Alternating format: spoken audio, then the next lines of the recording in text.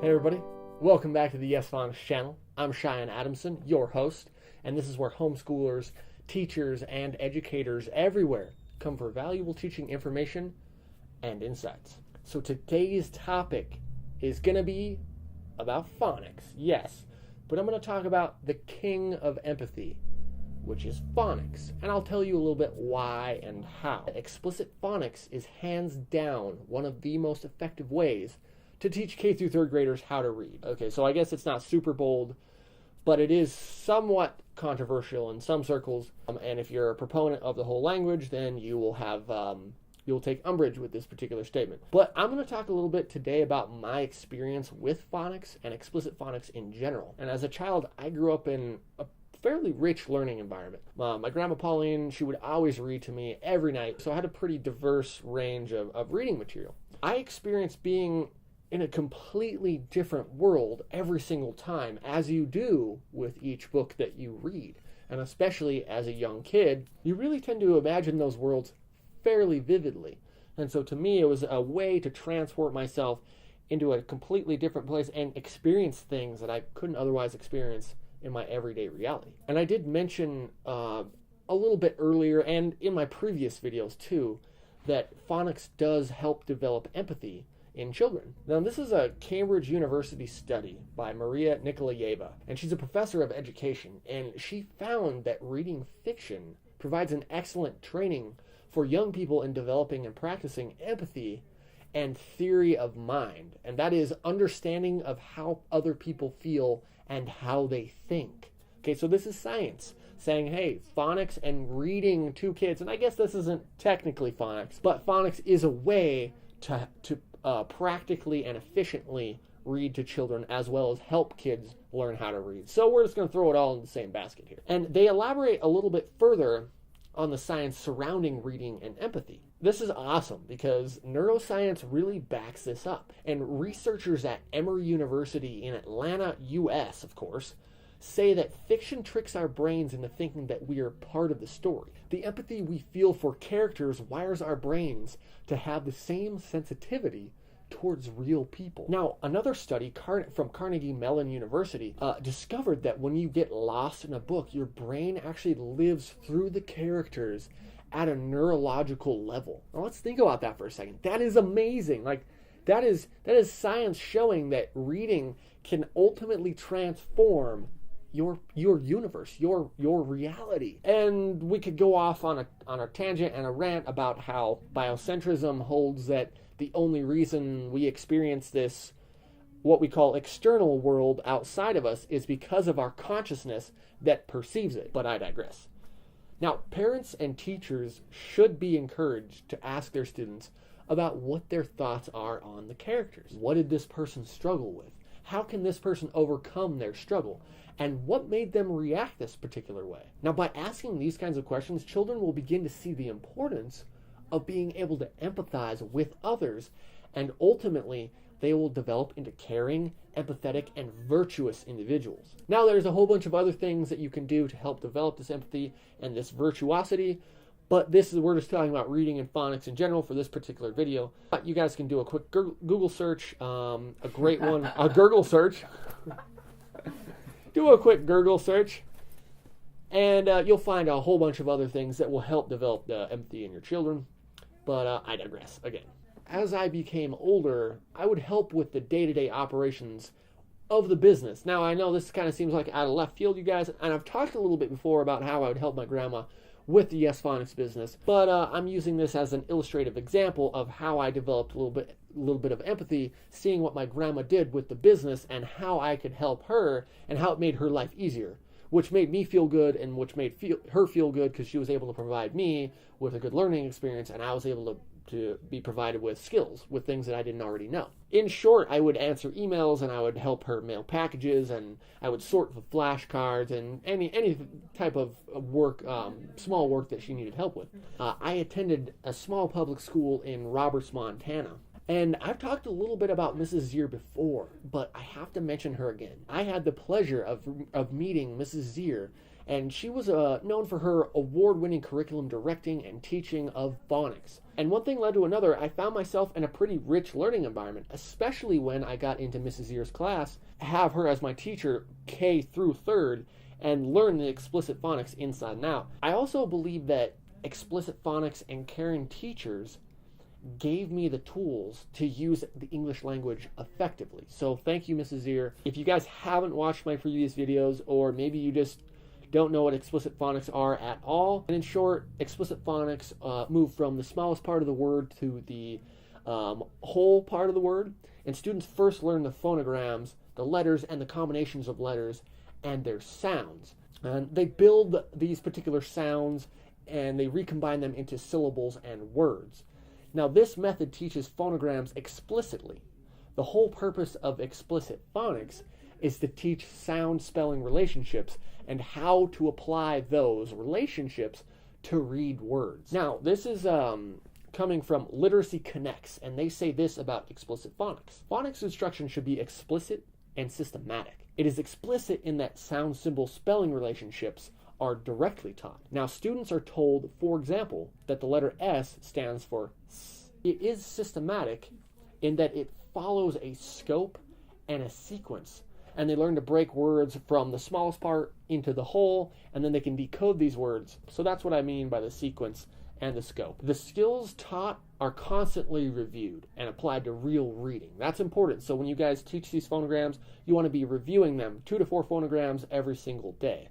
And review is key. Now, systematic early instruction in phonics leads to better reading, hands down. And this is because phonics knowledge aids in the development of word recognition. Now, word recognition in turn increases in fluency. Reading fluency then improves reading comprehension, since children aren't struggling with trying to decode every word, and they're able to devote their full attention to making meaning from the text. And the reason I say they're not devoting so much energy to decoding every single word is because they've already learned the tools to decode words, so they don't have to actively focus on it. They're already doing it automatically, kind of like muscle memory. Inadequate decoding is characteristic of poor readers. Now, after attending 3 years, 1st through 3rd grade, at Roberts, Montana, I transferred to Red Lodge, Montana to attend middle school. The world that I experienced in Roberts was vastly different than I experienced in this little public school in Red Lodge.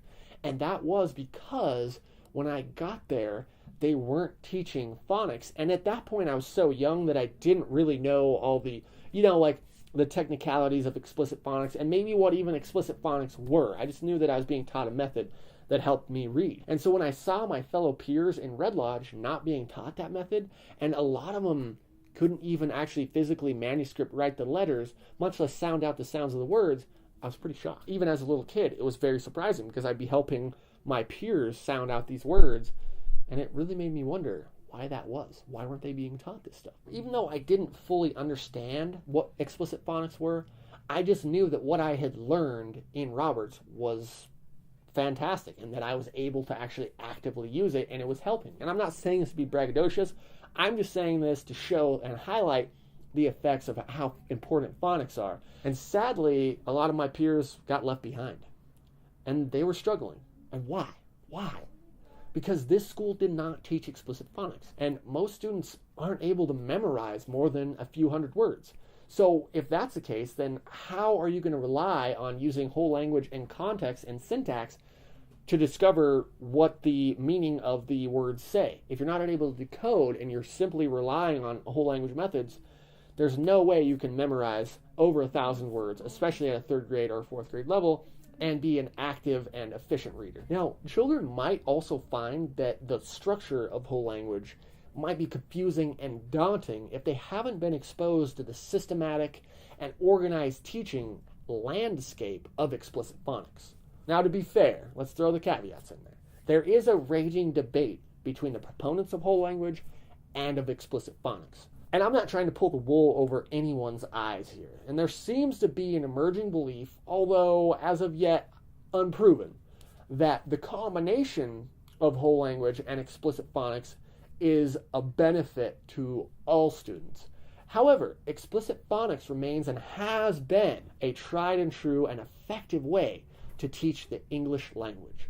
And that's a story I'm sticking to. And as my fellow students and I learned the phonograms under Mrs. Zier's instruction, so we're jumping back to my experience at Roberts here, we were continually delighted. It was amazing. We had so much fun. We were coloring the reproducible master worksheets. We were seeing have a ball for the phonogram a ah, and we were seeing cat in the city, and we were having a lot of fun with these mnemonics. And we were also being creative, but we were also reinforcing what we had learned. And we stimulated our right brain, which is normally associated with creativity. And we were also taught how to physically write phonograms, which you and your student can do for free actually on this channel. You can check out our mini lessons on our website. So you guys can actually teach manuscript writing right now for free. Just go to YesPhonics.com and search for the mini lessons, or leave me a personal message and I'll send you the link to those. Now, every day we would repeat the phonograms we had learned the day before. And I've talked about this a little bit before. If you introduce 2 to 4 new phonograms per day, you should review those phonograms the next day, and so on and so forth. And we went on to learn the 29 English spelling rules. We also went on to learn the 1,300 most commonly used words in the English language, developed by Leonard Ayres. We've talked a little bit about that gentleman before. And we also, by the time we were done with 3rd grade, we were reading novels and loving it. And that was the ultimate payoff, was developing a love of reading. And as students who learned to read effectively at an early age, we received numerous benefits over our peers. And some of these included psychological benefits, neurological, educational, social, and linguistic improvement. Now, if brain neurons are stimulated appropriately at an early age, and this goes into this whole empathy thing that I've been talking about, and I'm trying to work my whole point. The whole point of this video is trying to work the case of empathy and reading and how one another kind of coexist. Now, if you can stimulate the brain neurons, children have the capacity with each individual neuron to sprout close to 20,000 dendrites per cell. Another good example is the psychological effect it had on us. And we developed confidence at a very early age because we were able to expand our learning almost without barrier. Teach reading early has some more in-depth information on the effects of children and them learning to read early. And I'll link that in the description below.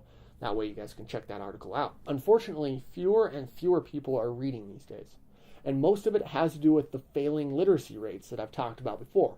They estimate anywhere from 20 to 45 million illiterate adults are here in the U.S. alone. And this is devastating for our species and for our culture, especially for the up-and-coming generations. Because reading is one of the most important tools that allows somebody to really experience someone else's thoughts, their feelings, their likes, their dislikes. And reading develops empathy, which again, I would argue, is one of the most important resources a child can develop to become a healthy, fully functional individual in today's society.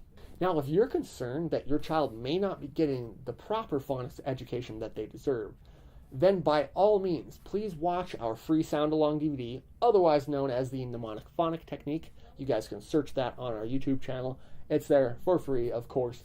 You guys can watch that. Teaches the 72 Orton phonograms and has nifty, awesome mnemonic catchphrases along with it that helps students remember the sounds of the phonograms. Just email me, let me know, and I will send you the articles directly, and I will link them in the description below.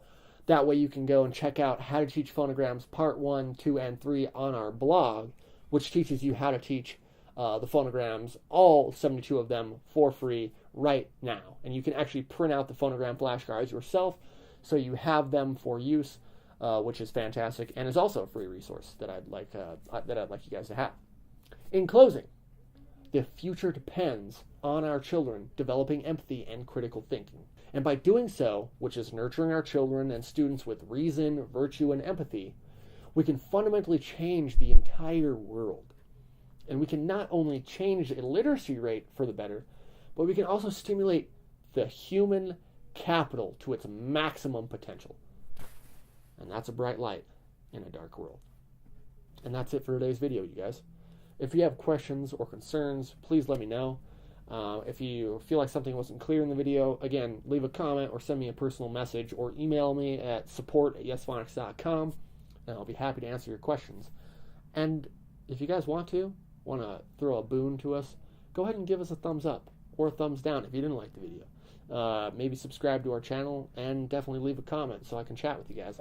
And as always, my friends, stay classy, be well, and I'll catch you in the next video.